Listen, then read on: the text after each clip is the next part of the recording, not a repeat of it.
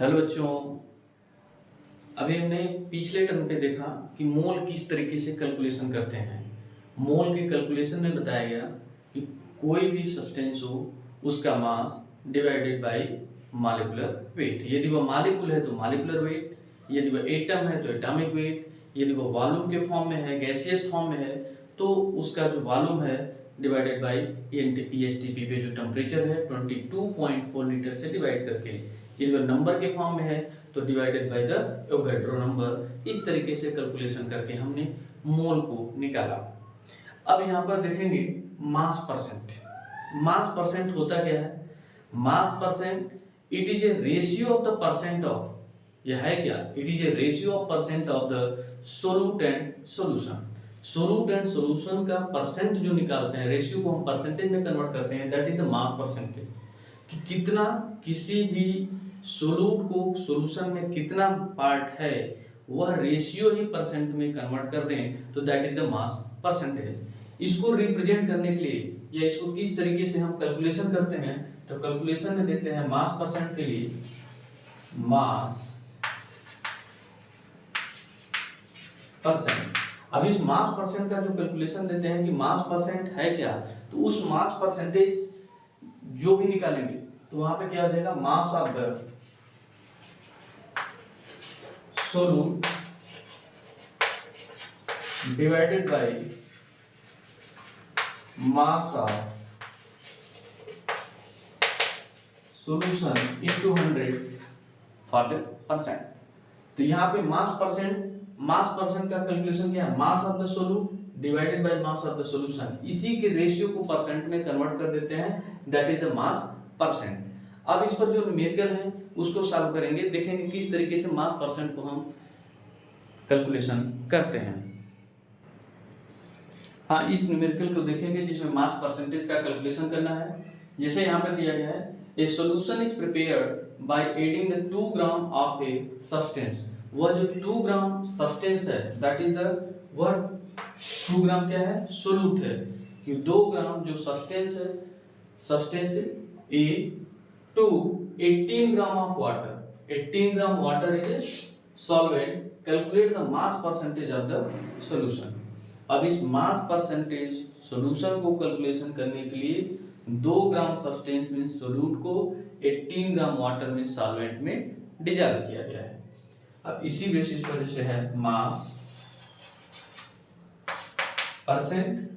Percentage निकालेंगे तो यहाँ पे फार्मूला जो दिया ही गया है, मास ऑफ द सोल्यूट कितना है?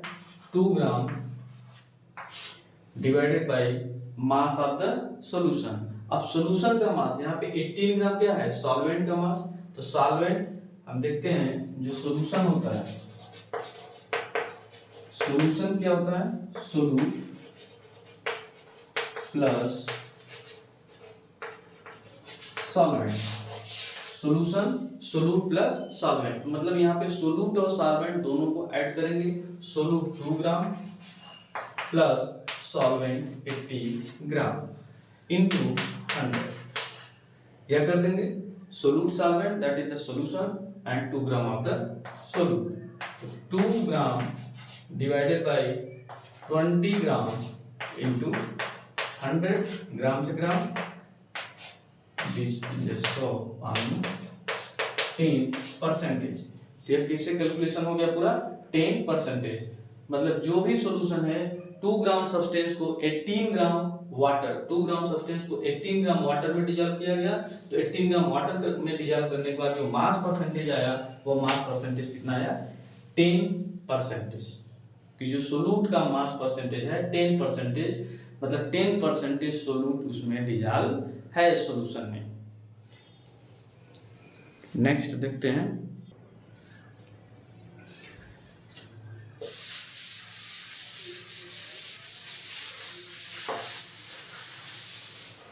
दूसरा है आपका मास परसेंटेज के बाद आता है मोल फ्रैक्शन। कि मोल फ्रैक्शन क्या है?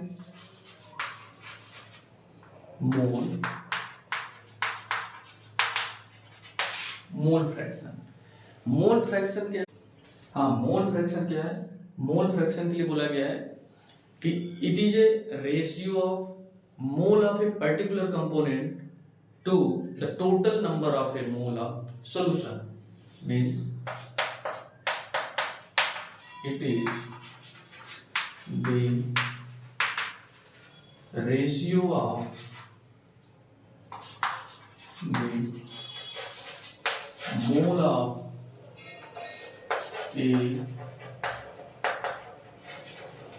mole of a particular component to the total number of mole of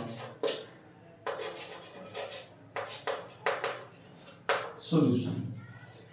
It is a ratio of mole of a particular component to the total number of mole of the solution. Means कोई भी component का total solution में कितना part है, कितना fraction है, that is the mole fraction. Suppose करिए कोई भी एक सब्सटेंस ले लिया, या वाटर मॉलिक्यूल या कोई भी है, बी सब्सटेंस, और ए सब्सटेंस इसमें डिसॉल्व कर लिया गया. अब यहाँ पर ए का मोल फ्रैक्शन और बी का मोल फ्रैक्शन कितना होगा, उसके लिए किस तरीके से कैलकुलेट करेंगे. जैसे आपको निकालना है कि मोल फ्रैक्शन ऑफ ए. अब मोल फ्रैक्शन ऑफ ए निकालना है, तो यहाँ पे दिया गया है मोल फ्रैक्शन, ये रेशियो ही है mole of a particular component, मतलब पर्टिकुलर जिसका निकालना है उसका कंपोनेंट कितना है, तो वही निकालेंगे क्या, मोल ऑफ ए, मतलब जो ए का निकालना है यहाँ पे, तो mole of A divided by total number of mole. Total number of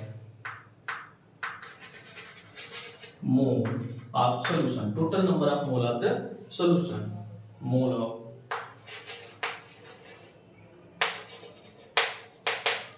solution. मतलब जो A और B डिसॉल्व कर लिया गया तो कितना हुआ.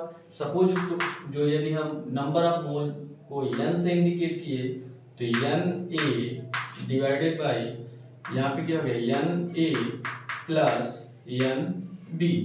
B में जो डिसॉल्व किया गया नंबर ऑफ मोल B, मतलब n A divided by n A plus n B. It is a ratio of the particular mole by the total number of mole. यदि यहीं पे B का निकालना हो, तो मोल का हमको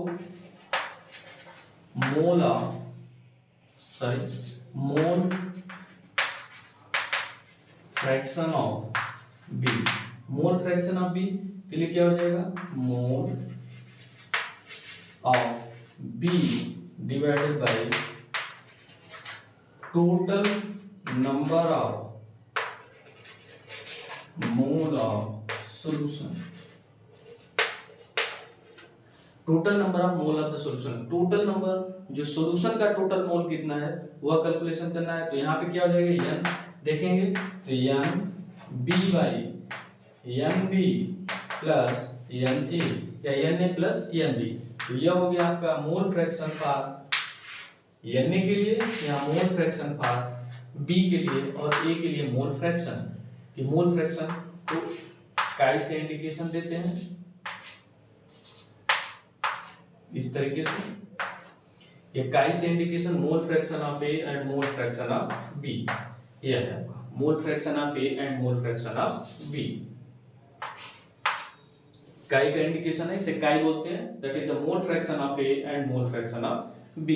तो ये मोल fraction of A means A का मोल divided by total mole and B का मोल divided by total number of मोल. अब इस पे कैलकुलेशन देखेंगे कि mole total number of mole A and total number of mole B का मोल फ्रैक्शन किस तरीके से निकलता है. क्वेश्चन देखते हैं.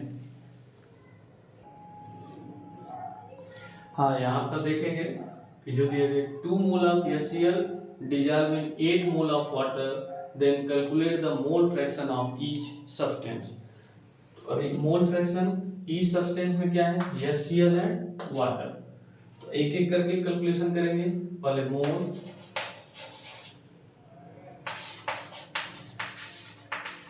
फ्रैक्शन काई of HCl, mole fraction of HCl के लिए क्या हो गया, mole of HCl divided by total mole of the solution.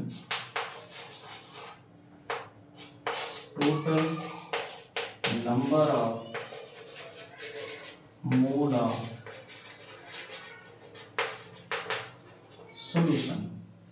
अब यहाँ पे मोल HCl कितना है 2 mole, total number of mole of the solution, solution क्या है 2 मोल इसका और 1 मोल इसका, 2 प्लस 1 मोल, यहाँ पे जाएगा 2 divided by 10 by 0.2 mole fraction, इसकी कोई यूनिट नहीं होती है, 0.2 मोल फ्रैक्शन आ जाएगा।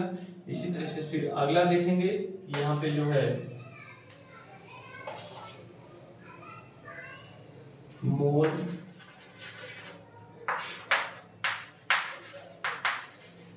फ्रैक्शन ऑफ किसका यहाँ पे निकालें, वाटर का,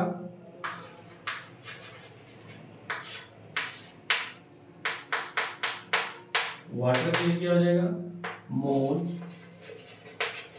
of water divided by total number of mole of solution.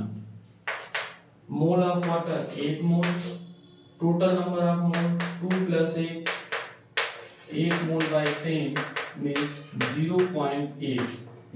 जब मोल फ्रैक्शन में जितने कंपोनेंट होंगे टोटल 1 होगा। जैसे यदि हम देखें यहाँ पे mole fraction of HCl plus mole fraction of H2O water is equal to 1, जितने कंपोनेंट होंगे टोटल 1 होगा, 0.8 0.2 ऐड करेंगे 1, मतलब 1 के ही कितना पार्ट है वह डिवाइड करके आता है मोल फ्रैक्शन। तो यह भी याद रखेंगे कि यदि जितने पार्ट हैं A B C D mole fraction, तो टोटल नंबर ऑफ जो मोल फ्रैक्शन होगा ऐड कर दें तो वह 1 होगा। अब नेक्स्ट देखते हैं। हाँ, नेक्स्ट है आपका मोलैरिटी। नेक्स्ट क्या है मोलैरिटी। अच्छा, मोलैरिटी को कैपिटल M से इंडिकेशन देते हैं। मोलैरिटी है क्या, मोलैरिटी यह भी एक रेशियो है। तो यहाँ पे बताया जाता है कि molarity is the number of mole of the solute in 1 litre of the solution is the molarity. Molarity का इंडिकेशन है the number of mole of the solute in 1 litre of the solution is molarity. जब कहते हैं the number, it is number of mole of solute, number of mole of solute in 1 liter of solution।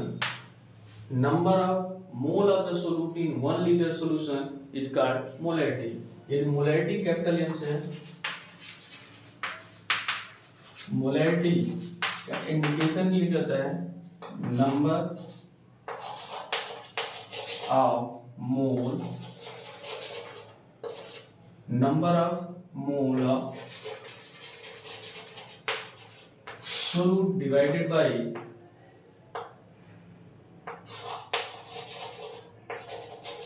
Volume in litre, volume in litre, total number या number of mole of the solute divided by volume in litre. अब इस पर देखते हैं numerical. हाँ, molarity पे question है, calculate the molarity of NaOH।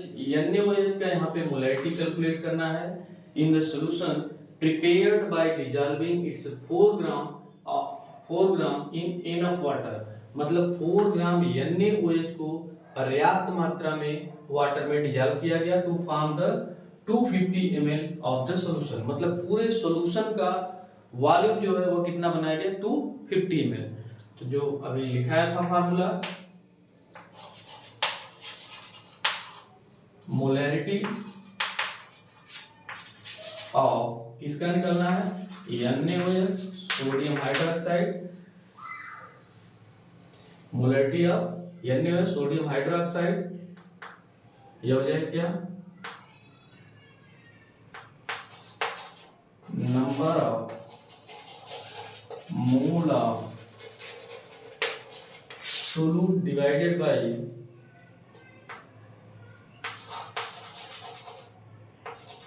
Volume of solution in litre. यदि हमको total number of mole of the solute मिल जाए या वॉल्यूम इन लीटर मिल जाए तो हम डिवाइड करके मोलैरिटी NaOH का निकाल लेंगे, सोडियम हाइड्रोक्साइड कास्टिक सोडा का निकाल लेंगे। अब यहाँ पर देखेंगे NaOH हमको 4 ग्राम दिया गया है, तो 4 ग्राम से हमसे 4 ग्राम का मोल निकालेंगे। सबसे पहले ये जो 4 ग्राम है, इस 4 ग्राम कितने मोल के बराबर है। उसके बाद वॉल्यूम आपको दिया गया है 250 मिलीलीटर। 250 मिलीलीटर को हमने लीटर में कन्वर्ट कर लेंगे, तो जो सॉल्यूशन का वॉल्यूम है वो अभी हमको पता चल जाएगा। तो सबसे पहले हम इसको मोल निकाल लें कि मोल ऑफ द NaOH यहाँ पे निकाल लेते हैं। मोल ऑफ NaOH, मोल के लिए क्या होगा, weight by molecular weight. Weight कितना, 4 ग्राम, इसका मॉलिक्यूलर वेट कितना होगा, NaOH। ये ध्यान देंगे मॉलिक्यूलर वेट। सोडियम के लिए 23 प्लस ऑक्सीजन के लिए 16, हाइड्रोजन के लिए 1 मतलब 0 3 40, कितना आ जाएगा 40, मतलब मॉलिक्यूलर वेट 41/10 या फिर 0.1, कितना आ गया 1/10 या 0.1 मोल। अब इस 0.1 मोल ये इसका है, यहाँ पर देखें नंबर ऑफ मोल कितना है 0.1 मोल।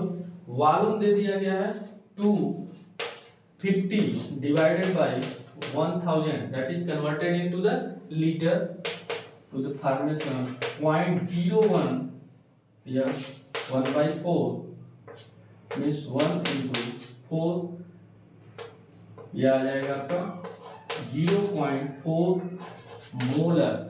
0.4 मोलर कन्वर्ट करके आ जाएगा या मोलैरिटी। इस तरीके से हम मोलैरिटी का कैलकुलेशन कर लेंगे। अब देखते हैं मोलैरिटी। हाँ, मोलैरिटी है,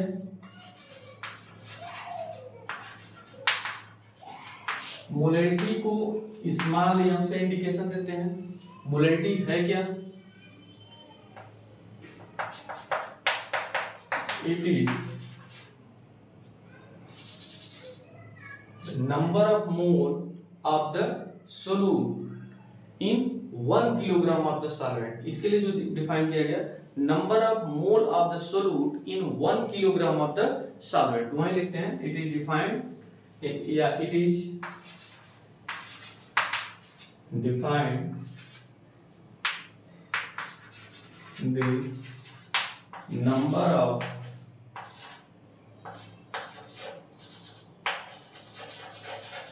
मोल ऑफ solute in 1 किलोग्राम, या वैसे लिखिए इन 1 किलोग्राम ऑफ सॉल्वेंट। यहां पर ध्यान देंगे सॉल्वेंट है, जबकि मोलैरिटी में क्या था 1 लीटर सॉल्यूशन था, यहां पे क्या है सॉल्वेंट। फार्मूला क्या हो जाएगा इसका मोलैरिटी के लिए, molarity small M number of mole of solute divided bye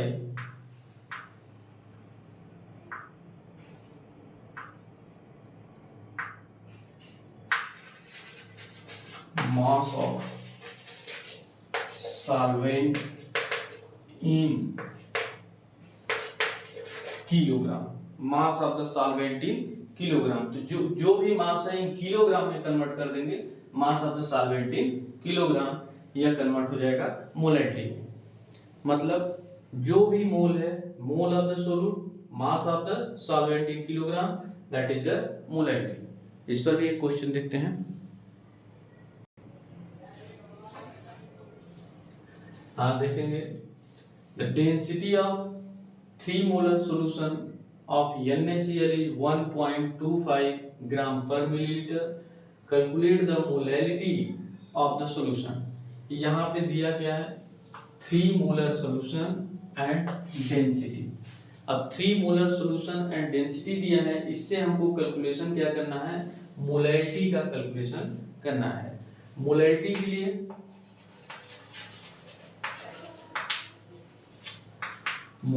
के लिए क्या है कि हमको नंबर ऑफ मोल मिल जाए, number of mole of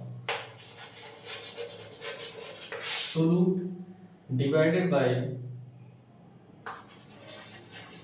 mass of solvent in kilo, यह मिल जाए। अब नंबर ऑफ मोल कहाँ से मिलेगा हमको, मोलैरिटी है, मोलैरिटी से मिलेगा। अब मास ऑफ द सॉल्वेंट हम उससे कैलकुलेशन करेंगे। अब इसको सॉल्व करने से पहले देखेंगे, सबसे पहले क्या है, यहाँ पे 3 मोलर सॉल्यूशन है। 3 मोलर सॉल्यूशन, यह पता है 1 मोलर सॉल्यूशन में कितना, 1 मोल।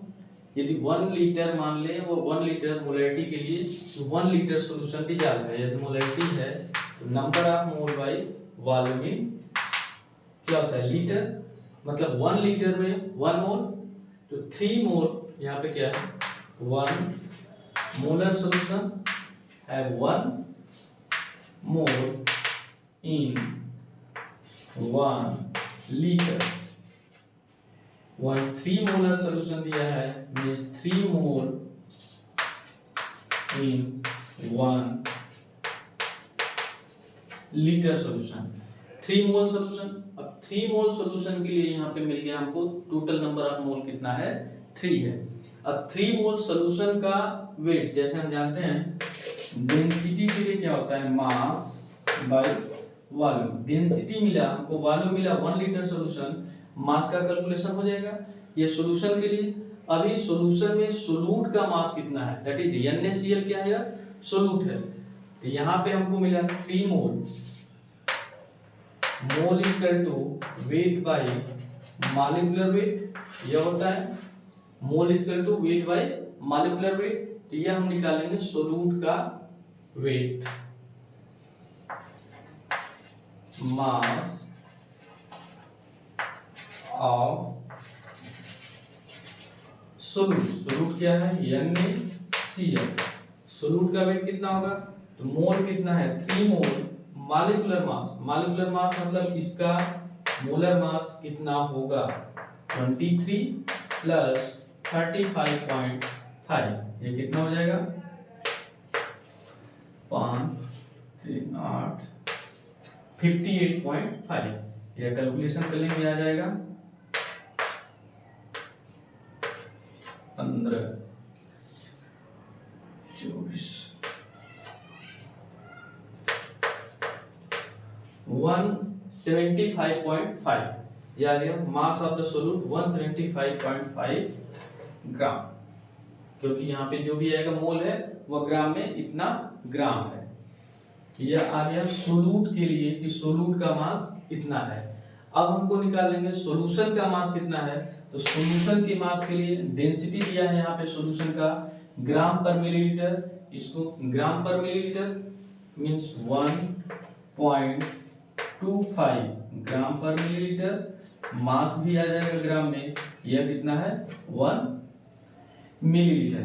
यदि हम 1 मिलीलीटर लेंगे तब मास आ जाएगा 1.25 मिलीग्राम।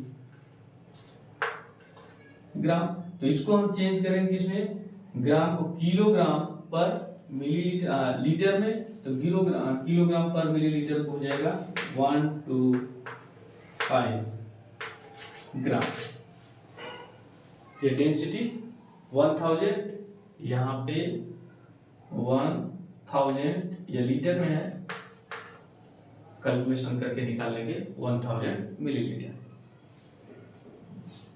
ये जब मिलीलीटर से लीटर में ये आ गया इतना। यह आ गया सॉल्यूशन का वेट। अब सॉल्यूशन के वेट में से सोलूट का वेट निकाल देंगे तो आ जाएगा सॉल्वेंट का, सॉल्वेंट मास 1 माइनस 175.5, ये घट करके आ जाएगा आपका 0.595 और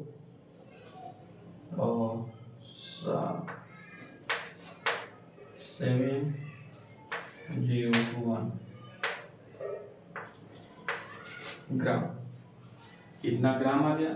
इसको चेंज कर लेंगे किलोग्राम में, 1000 से डिवाइड करके मीन्स 1.0745 किलोग्राम, ये इतना आ गया किलोग्राम में। अब इसको यहाँ पे जो फार्मूला रख देंगे, क्या हो जाएगा 3 मोल divided by mass of the solvent 1.0745, यह सॉल्व कर लेंगे आ जाएगा 2.79, आ जाएगा 2.79 मोलर, 2.79 मोलर। इसके कैलकुलेशन के लिए बस यही ध्यान देना, यह कैलकुलेशन कर लीजिएगा, आ जाएगा 2.79 मोलर। बस यह ध्यान देना है कि हमको यहाँ पे मोलरिटी निकालना है। 3 मोल यहाँ से निकल गया। मास of the solvent, mass of the solvent निकालने के लिए ही सब कुछ ये किया गया कि कैसे मास ऑफ द सॉल्वेंट निकालें, क्योंकि हमको मिला है वह 3 मोलर। 3 मोलर सोल्यूशन को हमने देखा 1 मोलर में 1 मोल, 3 मोलर के लिए 3 मोल सोल्यूशन इन 1 लीटर।